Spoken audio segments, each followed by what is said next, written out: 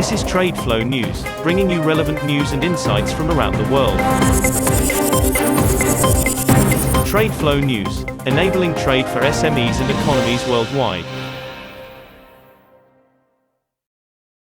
Welcome back to Trade Flow TV. You know the drill. Markets move fast, and if you're not ahead, you're under. It is Tuesday, July 7th, 2026, and the global commodity markets are in a state of absolute structural repricing. Yesterday's historic $100 convergence between silver and Brent crude was not a blow-off top. It was a physical breakout. As the U.S. Midwest baked under an unrelenting heat dome, paper markets completely broke down. Let's get you caught up for the Tuesday open. First up, the 60-second commodities flash. Brent breaks higher post-convergence. The energy market is ignoring the macro noise and focusing on the maritime reality. Brent crude is pushing violently toward 107.80 a barrel, while WTI clears 104.50. The floating parking lot of stranded tankers around Africa is forcing European refiners to aggressively bid up spot prices just to keep their facilities running this week. Meanwhile, silver's physical drain accelerates. Following yesterday's $100 print, the industrial rush for silver has intensified. Spot silver is trading at 103.50 per ounce. Overnight data reveals a catastrophic drawdown in London and New York physical vaults. As AI server manufacturers and solar conglomerates demand immediate delivery, officially decoupling the OTC market from the COMEX paper price. Copper's South American crisis widens.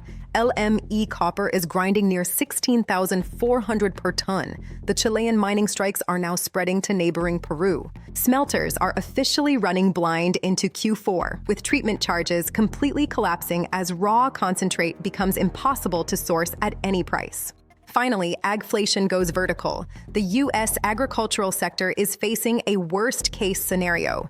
The severe Midwest heat dome is now projected to last through the weekend, directly hitting corn pollination windows.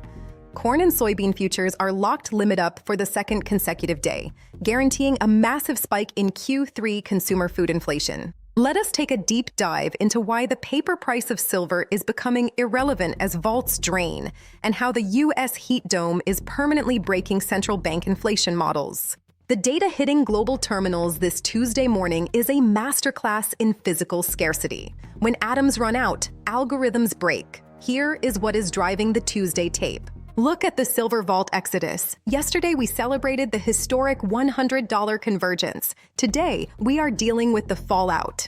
The $100 print triggered massive margin calls on paper short sellers. But more importantly, it signaled to industrial buyers that the era of cheap tech metals is over. We are seeing a historic run on the vaults. Tech giants who need silver paste for AI infrastructure and solar grids realize that holding a paper futures contract is useless if the exchange declares force majeure. They are demanding physical delivery now. This has created a massive premium in the physical market. You might see silver quoted at 103.50, but if you want physical bars delivered this month, you are paying closer to 115. This brings us to the U.S. heat dome extinction event. The agricultural markets are officially in panic mode. Yesterday, we warned about the heat dome over the Midwest. Overnight meteorological models confirmed that this high-pressure system will remain stalled over the Corn Belt through the most critical phase of the crop life cycle. This is not just a localized weather event, it is a global macro shock. Because of the Asian rice export bans we tracked last month, the world was relying on the U.S. harvest to prevent a calorie deficit. With Brent oil near 107.80, farmers were already applying minimal fertilizer due to astronomical costs. Now, extreme heat is finishing the job. This guarantees that U.S. food prices will remain structurally elevated through the end of 2026, completely removing any possibility of the Federal Reserve cutting interest rates. At the same time, track the copper contagion closely. The labor strikes in Chile that drove copper over 16,000 yesterday are officially spreading. Unions in Peru are now threatening walkouts in solidarity and to demand inflation-adjusted wages. South America is responsible for a massive percentage of global copper output. The AI data center boom requires thousands of miles of heavy copper wiring. When exponential tech demand meets a continent-wide mining shutdown, the price discovery mechanism breaks. LME copper is reaching unobtainium status. Here is the trade flow take. We have officially crossed the Rubicon. The physical deficits are absolute.